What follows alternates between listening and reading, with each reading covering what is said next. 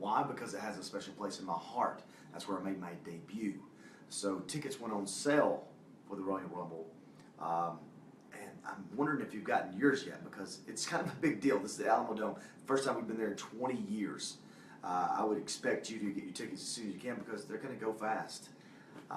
Like I said, special place in my heart. Now, speaking of that, let's go back to the 2016 Royal Rumble. What was it like for you right before you hit the curtain? What was going through your mind, your debut in WWE? I mean, I knew I needed to,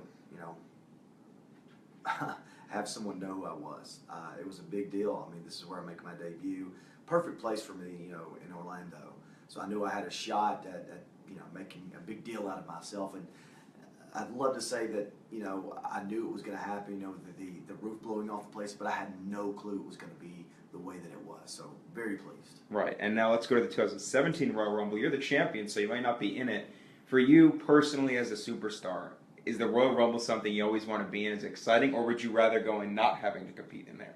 The Royal Rumble, I mean, it's the name of the pay-per-view, the big event is the Royal Rumble, so you kind of want to be a part of it. But being the champ is also a big deal. So if it means me being world champion, not being in the Royal Rumble, I'm okay with that. Now, we obviously mentioned last year was your first year in the WWE. Was the Royal Rumble something you followed growing up, or even when you were outside all over the world? I think that everyone pretty much followed the Royal Rumble. I mean, how can you not? There was video games about this very match that everyone loved.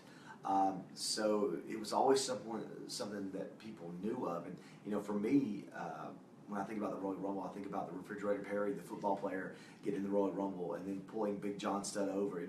That stuff is forever burned in my brain. So the Royal Rumble is something special, and it's exciting. Now, what are you expecting this year? Because you mentioned it, 60,000 people probably going to fill that place up. First time in 20 years. It's one of the biggest Royal Rumbles ever. I expect the unexpected. Nobody knows what's going to happen in the Royal Rumble match, because you never know who's going to show up. Me last year, that was crazy, and this year, who knows who's going to come back. There's always something crazy that happens at the Royal Rumble, so it's always exciting. And being again, 60,000 people, that's going to be amazing. Now, a lot of people are asking, if you remain champ and aren't in the Rumble, who is your favorite to win it? When I remain champ is, I think, the question. Who's my favorite to win it?